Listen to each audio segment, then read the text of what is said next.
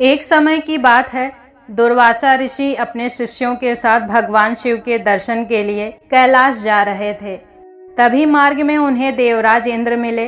इंद्र ने दुर्वासा ऋषि और उनके शिष्यों को प्रणाम किया। तब दुर्वासा ऋषि ने इंद्र को आशीर्वाद के रूप में भगवान विष्णु का दिव्य पारिजात पुष्प दिया। इंद्रासन के गर्भ में चूर इंद्र ने उस तेजस्वी पुष्प को अपनी हाथी के मस्तक पर रख दिया। उस पुष्प का स्पर्श होते ही अचानक से हाथी में एक अद्भुत तेज आ गया और वो इंद्र का परित्याग कर उस दिव्य पुष्प को कुचलते हुए वन की ओर चला गया।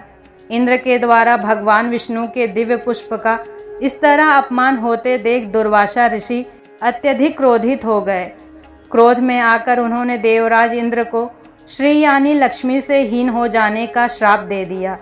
दुर्वासा ऋषि के श्राप देते ही लक्ष्मी जी उसी क्षण स्वर्गलोक को छोड़कर अदृश्य हो गईं। लक्ष्मी जी के चले जाने से देवराज इंद्र के साथ सभी देवता निर्बल और श्रीहीन हो गए। स्वर्गलोक की शोभा कम हो गई और उनका वैभव लुप्त हो गया। इंद्र को बलहीन देखकर दैत्यों ने स्वर्ग पर आक्रमण कर दिया और सभी देवताओं को पराजित करके स्वर्ग पर अपना अधिकार जमा लिया।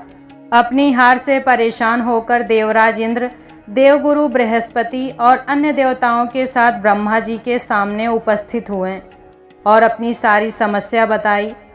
तब ब्रह्मा जी बोले, देवेंद्र, भगवान विष्णु के दिव्य और तेजस्वी पुष्प का अपमान और दुर्वासा ऋषि के श्राप के कारण भगवती लक्ष्मी रुष्ट होकर तुम्हारे पास से चली गई हैं।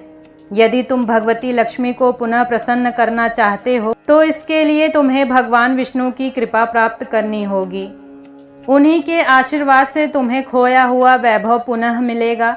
इसके बाद ब्रह्मा जी सहित समस्त देवता भगवान विष्णु की शरण में पहुँचे। सभी देवगण भगवान विष्णु की स्तुति करते हुए बोले, भगवान आपके श्री चरणों में हमारा बारंबार प्रणाम है। प्रभु, हमारी समस्या का कोई उपाय सुझाएं और हम सब पर कृपा कर हमारा मार्गदर्शन करें। दुर्वासा ऋषि के श्राप के कारण माता लक्ष्मी ने स्वर्गलोक का त्याग कर दिया है और दैत्यों ने हमें पराजित कर स्वर्ग पर अपना अधिकार कर लिया है। अब हम आपकी शरण में आए हैं, हमारी रक्षा कीजिए। भगवान विष्णु तो त्रिकालदर्शी हैं, उन्हें तो ये बात पहले से ही पता थी। श्रीहरि सभी देवताओं से बोले, देवगण, मेरी बात ध्यान पूर्वक सुनो, क्योंकि केवल यही तुम्हारे लिए कल्याणकारी है। दैत्यों पर इस समय काल की विशेष कृपा है, इसलिए जब तक तुम्हारे उत्कर्ष का समय नहीं आता तब तक तुम उनसे संधि कर लो। क्षीर सागर के गर्भ में अनेक दिव्य पदार्थ छिपे हुए हैं और साथ ही अमृत भी है और अमृत पीने वाला अमर हो जाता है। लेकिन इसके लिए तुम्हें समुद्र मंथन करना होगा और यह कार्य अत्यंत कठिन है। इस कार्य के लिए तुम्हें दैत्यों से सहायता लेनी पड़ेगी, इसलिए दैत्यों के साथ संधि करके समुद्र मंथन करो और अमृत पीकर अमर हो जाओ। तब दुष्ट दैत्य भी तुम्हारा अहित नहीं कर पाएंगे। भगवान विष्णु के परामर्श के अनुसार देवराज इंद्र सहित सभी देवता दैत्यराज बलि के पास संधि का प्रस्ताव लेकर पहुँचे और उन्हें अमृत का लोभ देकर समुद्र मंथन के लिए तैयार कर लिया। समुद्र मंथन के लिए समुद्र में मंदराचल पर्वत को स्थापित कर वासुकी नाग को रस्सी बनाया गया। इसके बाद दोनों पक्ष अमृत प्राप्ति के लिए समुद्र मंथन करने लगे।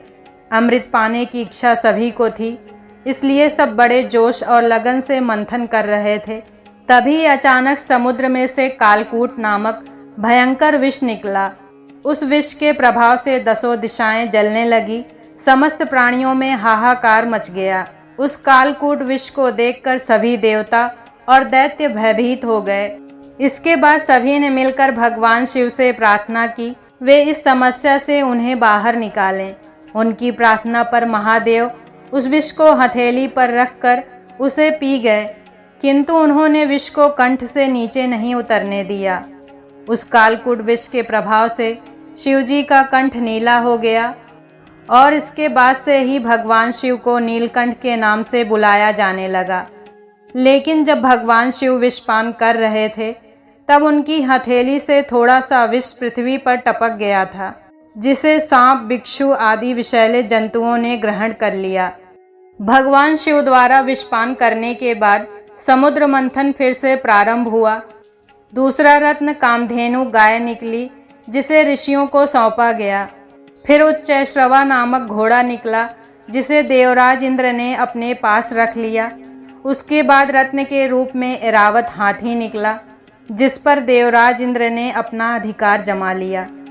इसके बाद कौस्तुभ मणि समुद्र से निकली, उसे विष्णु भगवान ने रख लिया। फिर कल्प वृक्ष निकला और रंभा नामक अप्सरा निकली। इन दोनों को देवलोक में स्थान दिया गया। इसी प्रकार समुद्र मंथन से एक एक रत्न बाहर निकलते रहे। आगे फिर समुद्र को मथने से लक्ष्मी जी निकली। लक्ष्मी जी ने स्वयं ही भगवान विष्णु को वर लिया। उसके बाद वारुणी अर्थात मदिरा प्रकट हुई, जिसे दैत्यों ने स्वीकार किया। इसके बाद चंद्रमा, पारिजात वृक्ष और पांचजन्य शंख निकला और अंत में धन्वंतरी वैद्य अमृत का कलश लेकर प्रकट हुए।